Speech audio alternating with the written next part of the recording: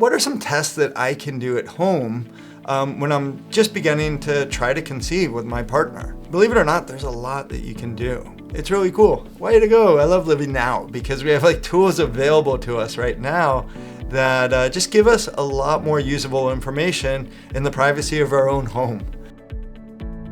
We can do some blood tests, believe it or not.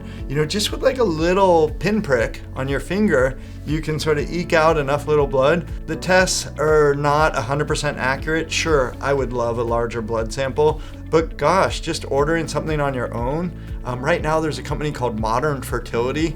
I have no financial relationship to them, but you can do 5 key hormone levels. You can check your AMH, or anti-Müllerian hormone, your FSH or LH or estrogen. Those together will give a woman an idea about her ovarian function, right? Do you have a lot of eggs? Do you have middle of the road, or is it more diminished?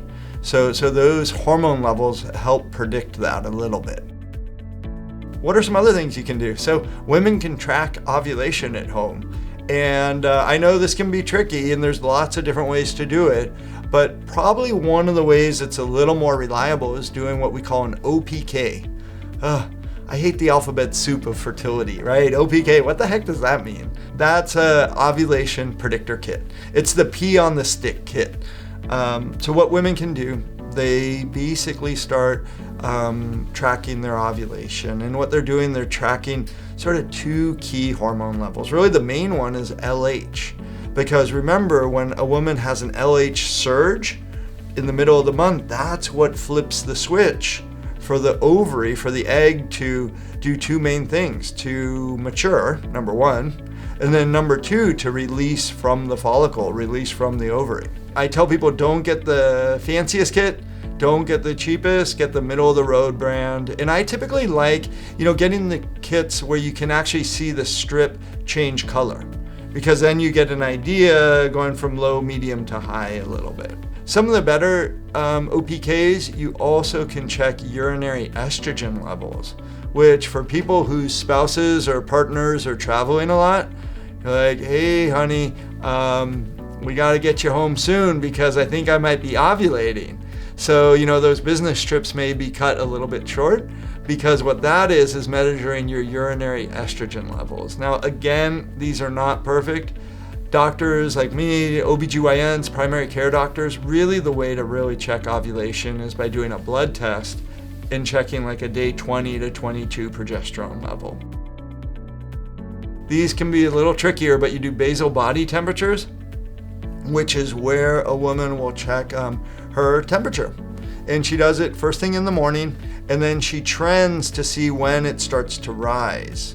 You're checking your progesterone level, because progesterone levels start to creep up as a basal body temperature increases. And that, oh, by the way, is why women feel more hot when they're pregnant, because their progesterone levels are higher. The way to check for ovulation is going to be cervical mucus. Again, this can be tricky, just like checking basal body temperatures. Sometimes women's cervical mucus will change from nothing to snotty to watery, that sort of thing. Guys, you can check your sperm at home. It's not a great test, I'll be honest with you, but you can check, is sperm present, yes or no? And some of the slightly fancier tests can check movement of the sperm, the motility, and even the shape of the sperm.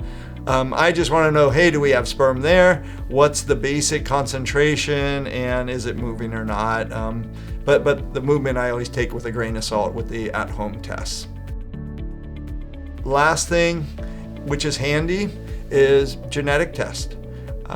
Believe it or not, 23andMe, Ancestry.com, so many of these at-home genetic tests, and you can see if you and your partner are genetically compatible.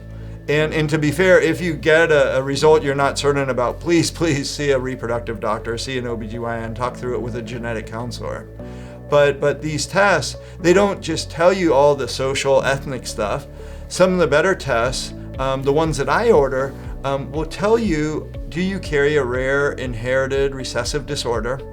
I'm using tests where we can screen for over 300 recessive silent diseases, things like cystic fibrosis, sickle cell, Tay-Sachs disease, a whole bunch of things.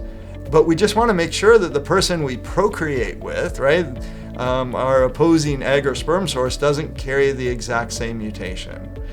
And if you do, that's okay. We can create embryos, and believe it or not, we can even prevent you from passing that disorder on to your offspring. So in summary, at-home tests, what can we do? Check some hormone levels. We check for ovulation. We also can check the sperm. And then lastly, you can do a genetics test. Hope that helps. Hope you got a little more information. There's things you can do at home to screen your fertility.